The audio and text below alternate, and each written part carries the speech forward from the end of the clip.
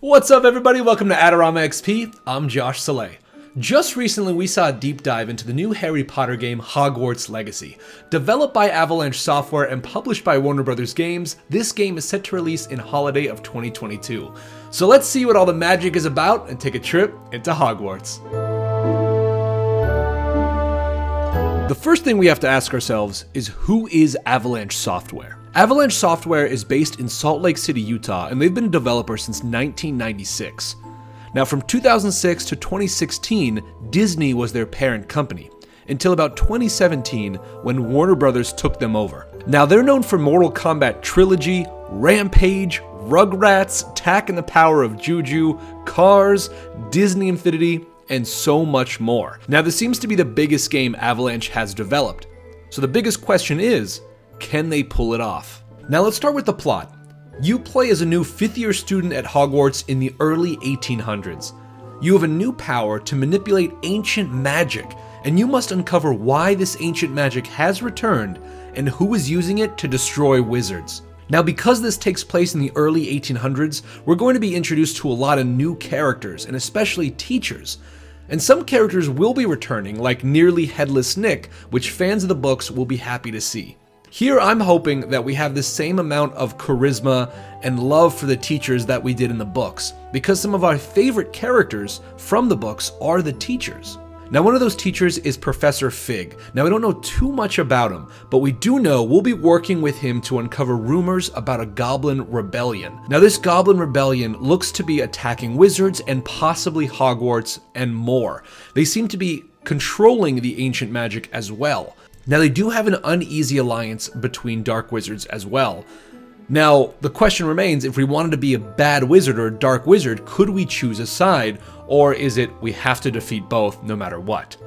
Now, the trailer does hint at choices and consequences, especially when they mention that you may be the one to decide the fate of the wizarding world. Now, that's very vague, but I'm hoping it allows us to have consequences for our choices, like a Paragon system in Mass Effect. Will wizards treat me differently if I'm good or bad? Will I be able to choose if I want to be good or bad?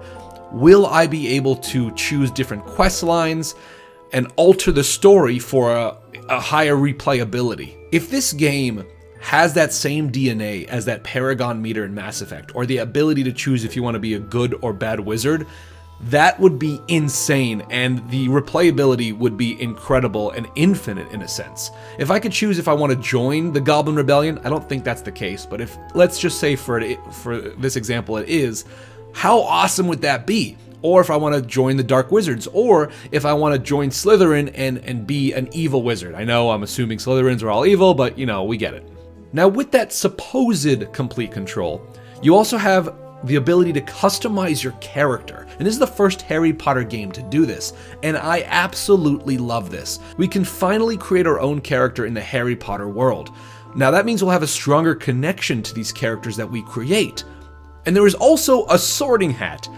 You will get sorted. Now, is there gonna be a quiz where you take it and it'll sort you? Can you choose the house you want to be sorted in? Is it based on your character traits that you choose when you create the character? Is it like, what is it based on? I'm so curious, because we know how many Harry Potter fans also take that sorting hat quiz and want to know where they're sorted. Will each playthrough be different?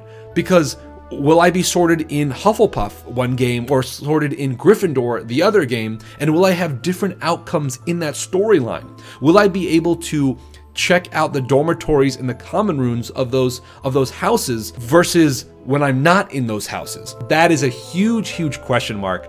The sorting hat, replayability. Will I get sorted based on character traits, or is there a quiz? Or is it just a cutscene? And I really hope it's not just a cutscene. And if they are true Harry Potter fans, they wouldn't do that. You'd be hurting yourself if you did that. So speaking of common rooms, let's talk about exploration, common rooms, and classes. Now, it looks as if we must travel to each class, and I'm curious to know if there will be consequences if you arrive late, and if there is an option to arrive late. Because if it's like a true class RPG, if you will, where you have to go to different classes. How cool would it be if you showed up late? Maybe you get points deducted from your house. Is there a way to increase your points of your house, just like in the books? Now, exploration does seem to be rewarded, as there are puzzles to unlock hidden areas. I imagine it'd be like a Metroid game where you have to wait to unlock a certain trait in order to go through a specific area, so it's going to ask you to probably backtrack a lot if you want to unlock different areas.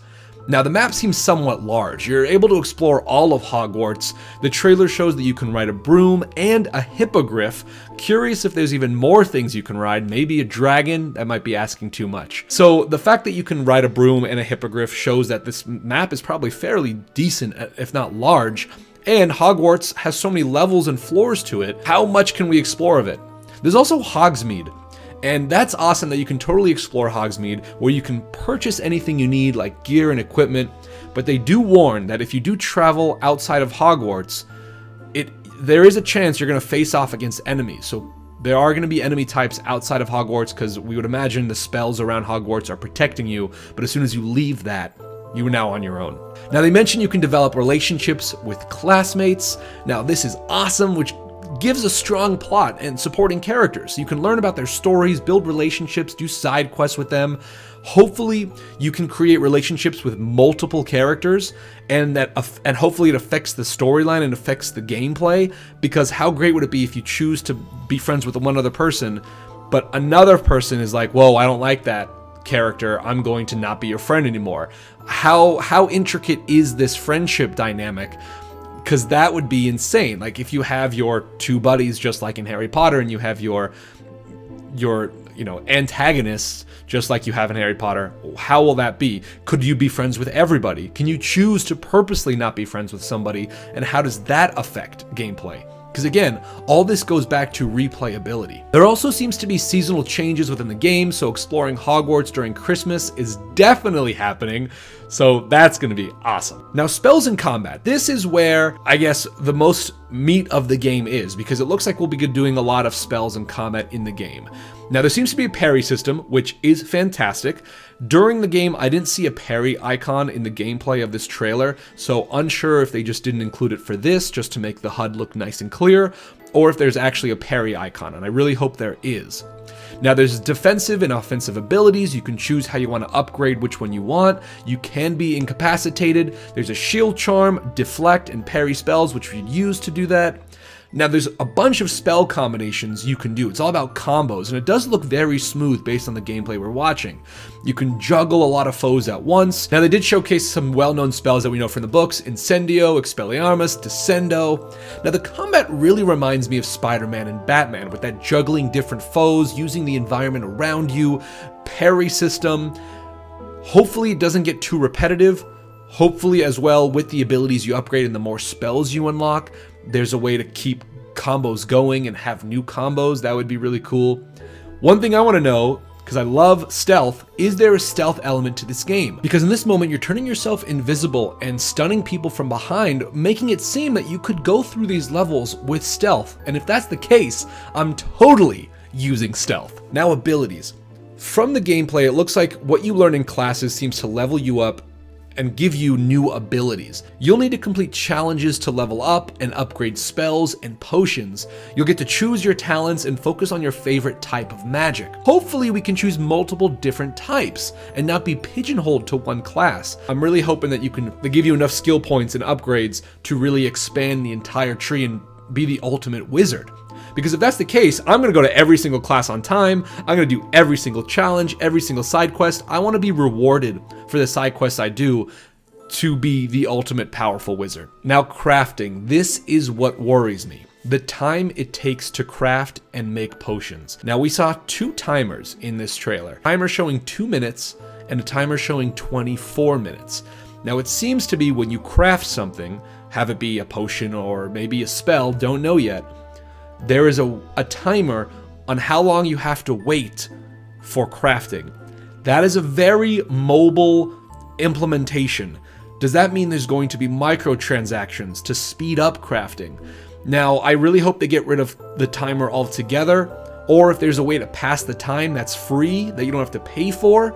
It's a very, very mobile type mentality where when you build something, you have to wait for the timer to complete. That makes me feel like the game is forcing me to continue playing rather than me wanting to stay in the world and craft immediately. Games are now, you're able to craft whatever you want in a heartbeat. Red Dead Redemption, Horizon, you're able to, there's no timer for that. So it's scary and kind of worrying that they did add a timer. And if they're showing a 2-minute and a 24-minute, that's a wide spectrum. How much higher does that go? If I have to wait an hour to craft a potion, I mean, I don't want to come back to the game after like that. That sounds a little bit weird. There's also the Room of Requirement, which provides you with the ingredients you need to upgrade gear. Now, this is another area that is worrying because it feels like an Animal Crossing type mechanic, where in this area you can build a cottage, you can decorate your land of lot. It's already adding too much to a heavy game. Now again, this is moving much toward a mobile style gameplay. How much do we need to spend to upgrade and build? How much time do we need to wait? Does this have any effect on abilities and stats and storyline, or is it just build a cottage and decorate your Harry Potter or Hogwarts Legacy world? I just don't know the reason why this part is in the game. It just feels very microtransaction-y or just mobile. Unsure where this is going. If it's just like an added side stuff to like, hey, build your own world, do your thing, it's not gonna have any effect on the game, then sure, why not? I'd skip it. But for other people who want to build out their Harry Potter cottage, you do it. You get it. So I just really hope it's not a way to increase microtransactions. Now this game looks like it's taking a lot on. There are elements that very much resemble a mobile-like gaming experience, like crafting wait times, building a cottage, and decorating that. So the question remains is how much of it will be free, and how much of it will be behind a paywall. Now the customization of characters in a Harry Potter game is absolutely incredible, and fans have been asking for this for so long. Put that in with exploring Hogwarts, writing hippogriffs, creating relationship with classmates. You have all the ingredients for a perfect game. On top of that, you have beautiful artwork and game design, and it seems like level design is incredibly beautiful in there as well, which adds to the exploration of Hogwarts. Now the combat does look like it could get a little bit repetitive, but it wonders if there are enough spells and if there are enough combos to keep it engaging so you don't feel that repetition. The gameplay reveal overall made me feel like a mixed bag. I have more questions than I had answers. Either way, this game is going to sell like mad, and we're so excited to play it holiday 2022, and we can't wait for more gameplay trailers to answer those questions. Thanks for watching. Be sure to like and subscribe, and let us know in the comments below which house you want to be sorted into, and what do you think about Hogwarts Legacy. We got tons of content on AdoramaXP. Data Dave just came up with a new video about the Stream Deck from Elgato and the ways you can use it not in streaming, which is really cool. So check that video out, and we got tons of other stuff in our Twitch channel and our Discord, links in the bio below. I'm Josh Saleh. We'll see you next time. Peace.